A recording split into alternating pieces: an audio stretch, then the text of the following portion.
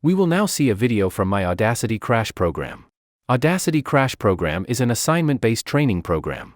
You will receive assignments from me and I will give you feedback after getting your assignment.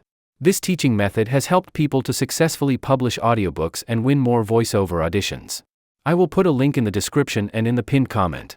If you want to solve your voice recording and editing worries, enroll in this program. You will get free access to Audacity Bundle as a summer offer. You will find details on the page. Let's now see what I discussed in one of the assignments.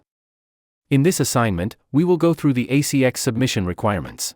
ACX requirement is the standard guide to producing professional quality audio. Even if you are not into audiobooks, you have to follow these guidelines to get pristine quality voiceovers. I will put a link to this document in the description. Your assignment today is to read through this document and let me know if you have any difficulty understanding the requirements. This document contains two kinds of requirements, audio requirements and cover art requirements. If you want to submit your audiobook to ACX, you have to follow the cover art guidelines in addition to the audio requirements. However, I will skip the details about cover art and discuss only audio requirements. In the audio requirements, you will see 15 points. Each of these points has to be met to produce ACX compliant audio. However, all of these points are not related to post-processing. Some points have to be achieved before recording, some during recording, and some after recording or post-processing. Let's go through the list one by one and discuss what you actually need to implement the list. Points 1 and 2 are most important in the sense that you must have to achieve these first. Otherwise, there is no chance of your audiobook getting accepted in ACX or any other audiobook platforms. The first line in the first point summarizes what ACX requirements are all about. Your submitted audiobook must be consistent in overall sound and formatting. Take note of which things you need to be consistent. You have to be consistent in audio levels, meaning your audio cannot be too loud sometimes and too quiet other times. The noise level also has to be consistent. Most people struggle too much with keeping the noise level consistent. You cannot record your audio when you are getting noise from an inconsistent source. For example, you cannot record while there is traffic noise outside or some people talking outside your room. You cannot record your audiobook when a dog is barking outside or someone mowing the lawn. This type of loud inconsistency is never allowed. So what is the consistent noise level? Consistent noise level comes from the recording equipment. Even if there is no noise anywhere, your recorded audio will have some hissing noise. Generally, hissing noise from recording equipment is not a problem. If you are using proper equipment and the cable connections are okay, recording equipment produces very little white noise. However, there are some other sources of consistent white noise and beginners struggle very much at this point. For example, you have an AC unit running in your recording room. The AC generates a loud hissing noise. How much of this hissing noise is captured by your microphone can be a big issue. You have to do something based on your situation to prevent capturing this noise. I am not able to give specific advice on this. Because some people's noise is coming from AC or refrigerator or laptop fans or from some vibrations, etc. I have a plan to make a dedicated course only for audiobook production using Audacity, covering every detail and practical examples. I will lay out details guidelines on the most common problems in that course. As a participant of this training program, you will get access to that course for free. Point 2 is about some issues with recording techniques. Please watch some videos around topics like plosives, mouth noises, etc. Because these problems are difficult to remove in post-processing. During post-processing you can reduce some of these problems but cannot eliminate completely. A good recording technique with a microphone can save tons of headaches around these matters. There is another thing to avoid, outtakes. You may be wondering what it is. Outtake means you kept something in the audio that should be deleted.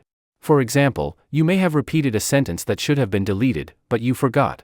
If such undesired parts remain in your audiobook narration will be rejected. I will now jump to points 8 and 9 and get back to the other points later. Point number 8 is about RMS, or the average loudness level of the audio. It has to be between -23 to -18 dB. You already saw that in a previous assignment. Point number 9 is about the peak level. Both of these points have to be achieved through post-processing. If you remember the compression sandwich method, that is the way to achieve points 8 and 9 at the same time. A compression sandwich means your compressor effect has to be sandwiched by two normalize effects, one before the compressor and the other after the compressor. If you do not remember that, please watch the videos about compressor assignments. Point number 10 is also a post-processing thing.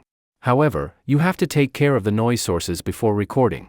If noise sources are generating loud noises and the microphone capturing them, Post-processing may not help to achieve the desired level. Within Audacity, noise reduction and noise gate effect can help. If you think of going outside Audacity, then Waves Clarity VX or Supertone Clear can be a good option. Those plugins offer free trial and you can experiment to know what type of result those can bring for your audio. Point number 11 is about how you should export your audio after processing. The requirement looks complex for beginners. However, you can set all the options correctly during Audacity export. You have to export your audio files in MP3 format to upload in ACX. Once you select the format as MP3 files, you can see all the options related to MP3. The sample rate should be 44.1 kHz. During the recording assignment, you may remember that I told you to keep the sample rate or project rate at 44.1 kHz. The bit rate mode should be constant as that is recommended in ACX requirements. The quality should be at least 192 kbps. You can use higher than that, but it does not improve the sound to a noticeable amount. I prefer to keep it at 192 kbps to keep things simple. Point 12 is about channel format. It should be either mono or stereo. That means different files should not have different formats. For example, you cannot have both mono and stereo files for audiobooks. All files either have mono or stereo. During recording, you have the option to choose a channel format. I recommend using mono for voiceovers. If you have a stereo recording, that can be converted to mono from the track information panel. You have to right-click to see these convert options. Point number 13 is about the duration of a single audio file. It cannot be more than 120 minutes. Usually, each file should have only one chapter. If a chapter becomes longer than 120 minutes, then you have to split it into another file. You have to say the chapter continued in the split file. You will get detailed instructions about this in the ACX requirements. If the section began with a header, such as Chapter 2, we recommend starting the second file with Chapter 2 continued. Point 14 is about using AI voice for audiobook narration. Using AI voice for audiobooks in ACX is not allowed. Point 15 is about which characters are allowed in the file names. Certain characters are not allowed in the file names. In short, avoid non-standard US symbols and characters. You will get some examples of such characters here. We will now get back to point 3, opening credits and closing credits. These two has to be separate files and you have to say which book you are narrating, who wrote the book, and your name as narrator. Closing credit can be as simple as saying the end. Let's check point 5, and then it will make sense how the files should be named. Each audio should contain only one chapter or section. In the ACX interface, you will be asked to upload each file individually. There is also a link here on how to name the chapters of your audiobooks. Please check this link to learn details about chapter naming. This is very specific to ACX. However, you can follow these naming guidelines for any platform unless otherwise specified. You can see each file should be named according to chapter numbers and separate opening credits and closing credits. File naming is not complicated, but you have to follow the rules given by a platform. Point 4 is also very specific to ACX. Every audiobook you produce should have a retail audio sample. The retail audio sample will be used as a free demo in Audible's or Amazon website or any website ACX uploads the audiobook. The audio sample gives the interested people to listen to the narration before they purchase. Point number 6 is about having some room tone at the start and end of your audio file. However, the room tone should not be more than 5 seconds. ACX recommends having a minimum of 1 second room tone at the beginning and end. If you do not understand room tone or other audio terms, check this link. You will find common audio terms related to audiobooks here. You can go through this and try to understand each point. Room tone means the resting sound of your studio. Imagine you press the record button in Audacity, but you are not in the room. So nothing from you gets recorded in the audio, no breaths, no noise made by you. What you get in such a recording is room tone.